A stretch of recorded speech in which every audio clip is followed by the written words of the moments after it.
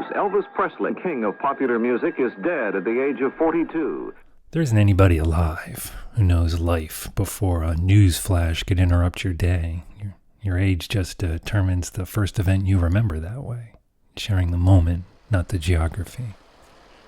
For me, I was a little kid, and my afternoon cartoons got preempted to announce the death of Elvis Presley. I didn't really know who he was, but I walked into the kitchen to tell my mom, and she immediately burst into tears.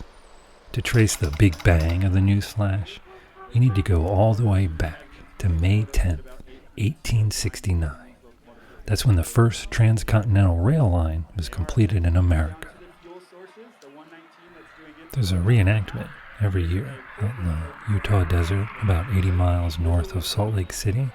Every May 10th, they act out the Golden Spike ceremony at the exact location where the line was completed, connecting Omaha, Nebraska to Sacramento, California.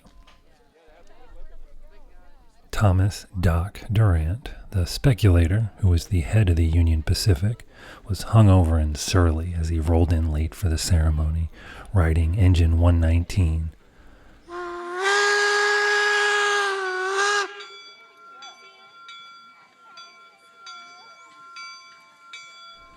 Leland Stanford, head of the Central Pacific Railroad, had been ready since the 8th of May and had been on site all morning. Hundreds of people milled about, and reporters from all over the country were on hand to cover the event and witness history. Because stitching together the entire nation by rail and spike was as big as the Apollo 11 moonshot, almost exactly 100 years later. Maybe bigger, because the rail line affected everyone. The entire nation could move around in ways impossible before. We would all become astronauts. A foreman tethered a wire connection from the telegraph cable to a golden spike, then connected another telegraph cable to the handle of a ceremonial silver maul that Leland had brought with him to the ceremony. And the instant the spike was driven would complete the circuit and signal the entire networked nation. To everybody, keep quiet. When the last spike is driven at Promontory Point, we will say done. Don't break the circuit. That telegraph operator was wrong. Promontory Point was not the location. It was Promontory Summit, miles away. That incorrect data survives in some textbooks to this day. Shared instance can create myths that overtake actual facts and mutate them. Like the fact that this is not where the two lines connected. Both companies were paid by mile of track, so they'd been clearing over 200 miles of track, grading parallel to each other, able to connect at many points in the Utah wilderness. At one point, the crews were in sight of each other, running side by side, then pulling away in opposite directions, while the government decided when to cut off funding. Promontory Summit is where the money ran out. We have done praying. All ready now. The spike will soon be driven.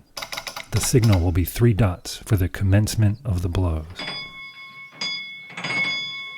Stanford and Durant each took their place to tap down the final spikes, and legend has them both fumbling it and missing the spikes, but there's no contemporary evidence that shows it was anything other than surgical quick.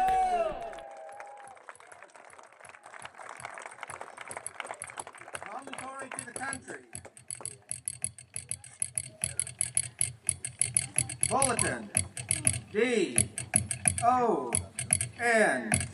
Done.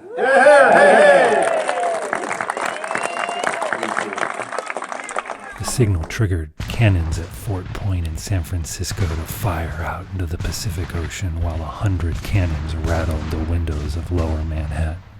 Fire alarms all over the country were rigged to ring out at that exact moment.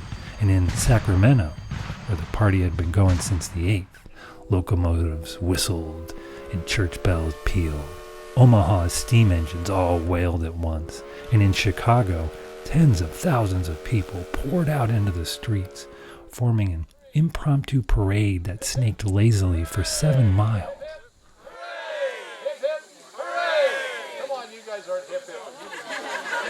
The Chicago Tribune said of the parade, it was free from the atmosphere of warlike energy and the suggestions of suffering, danger, and death, which threw their oppressive shadow over the celebrations of our victory during the war for the Union.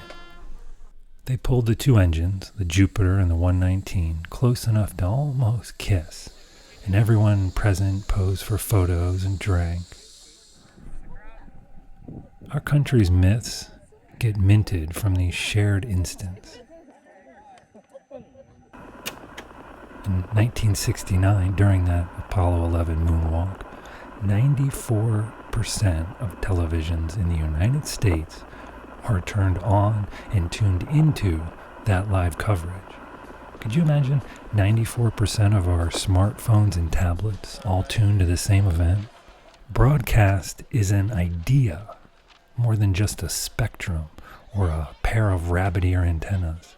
Are we open or are we closed? Can everyone receive our signal?